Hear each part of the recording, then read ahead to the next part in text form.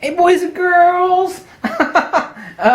Another 50mm lens review. You would think that I would have done enough of these by now. Everybody asks about them. Also a perfect portrait lens for DX. One of only a few lenses that's absolutely perfect for FX or DX use. This is about the Carl Zeiss 50mm f1.4. By the way, of course, I don't use the Zeiss lens caps because they absolutely suck. The company is 100% insane. They make the worst lens caps on the face of the earth.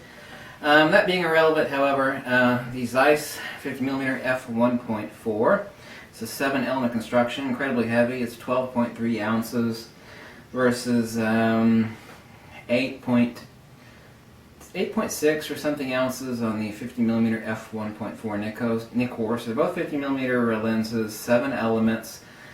12.5 ounces versus roughly 8.5 ounces, so a lot heavier on the Zeiss. They're both manual focus. What the Carl Zeiss has that the Nikkor hasn't, this old AI lens, or this is an AIS, I've got a few of these, is it has a CPU contacts. That would be the ZF2 designation, which means that you can use this in program mode, and you could use it in aperture priority, shutter priority, and manual mode. You never have to touch the aperture on the lens and adjusting this on your camera.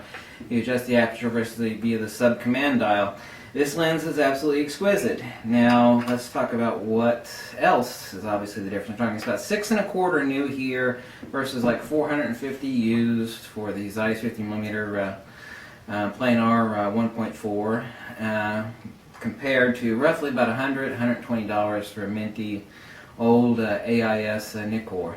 What's the difference? This I've said, and nothing of course changes on this fact, that the Nikkor 50mm f1.4 is Nikon's best value fast-ass lens. The f1.2 is astronomically more expensive regardless of what condition it is, or regardless, unless you find someone that is just brain dead and sells it for a ridiculous price. It's still made too, by the way, 50mm f1.2, but it's got razor thin depth of field at f1.2. Insanely impractical 99% of the time. So all you're getting is going from 1.4 to 1.2. And you're going to pay about you're actually going to pay about 4 times as much than this lens to go from 1.4 to 1.2. So it's the same thing with all lenses. There's this little hump that you reach on the lens speed where the price goes up astronomically. It's like a 300mm 2.8 you can grab for about $600 autofocus. But if you want to grab like a 400mm 2.8 autofocus, you're looking at many thousands of dollars. Which is a superior lens? You could probably guess. Put it on pause and think about that. Which is the better? Which is the better of these two lenses? Yes, that's right, kiddies. The Carl Zeiss Planar 50mm f1.4 blows the absolute dog piss crap out of the Nikkor. But we're talking about 450 used versus about 100, 120. So 4 times as much. Actually, this lens. This is the one lens, even though I've got 3 of them, the very expensive f1.2 50mm, which, by the way, they're still made today, and they're made in the exact same exquisite Japanese, pure all metal and glass perfection as they used to make them 30 years ago. Still made, for a reason, the old-fashioned way. Nikon still makes some old-fashioned lenses. Still recommend that over the exact same amount of money you could get an f1.4 Nikkor. Micro contrast on this is superior, sharpness is superior. It is a little bit tougher to use this lens in manual focus. It is more picky. I call this a professional lens not because it's a Zeiss lens that I mentioned before about the 100mm macro, and that she's a picky little girl as far as how you focus her. The actual qualities and attributes of this lens means that if you're not very skilled in manual focus, the lens will spank you. And get into the details and specifics about that, but that suffices to say. However, it does have many positive characteristics like the CPU contacts. Like I said, it is an all manual focus lens, but oh my god, just like every other Carl Zeiss lens, just what silky smooth, silk sex and sugar perfection it is to focus this little SOB. But 450 used versus 6.25 new. I think 620, 6.25 new.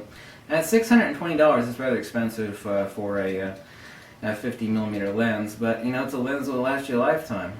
If you're going to shoot black and white and you want the absolute best micro contrast on this, and you watch a prior video I made last week about what micro contrast is, I would make a lot more videos about that in the next coming days, specifics about color saturation and the specifics about lens characteristics that you don't read in photography magazines and whatnot.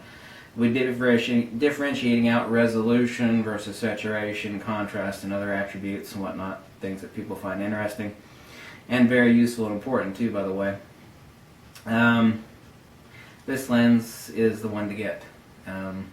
Money being irrelevant, then this is the lens to get. The best value by far, $96 for an awesome Nikkor 50mm f1.4.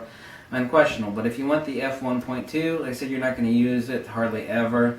For that kind of money, which is going to cost you $4.25 used for a 50mm Nikkor f1.2, it is far superior, far more logical, far more intelligent to grab the f1.4 Carl Zeiss. Like I said, if you shoot black and white, nothing comes close. Okay, everything else is totally crap in the garbage in the gutter. You're going to be shooting in black and white because you need that micro contrast for that intertonal range that you're only going to get in pure perfection from the Carl Zeiss. So if that's what you're going to be shooting, then definitely get the Zeiss lens. It is a sharper lens, the resolution's better, the micro contrast is better, but it's a damn expensive lens, but it's also an exquisite lens. You can bring up the Flickr page on the 50mm f1.4 Planar, and you can see what I'm talking about. Anyway, thanks for watching. If you like this video, drop me a buck or two, go tell me to jump off a cliff, or go tell me to go screw myself, whatever makes you most happy. Another video for me. I'll catch you later. Catch you later. I'm recovering from excessive stress from yesterday. Thanks for watching. Let me know if you get any questions or feedback. I'll be making much more videos here in the next few days, but I have to have a break every few days, and thanks. It's tax time too, by the way. Catch you later.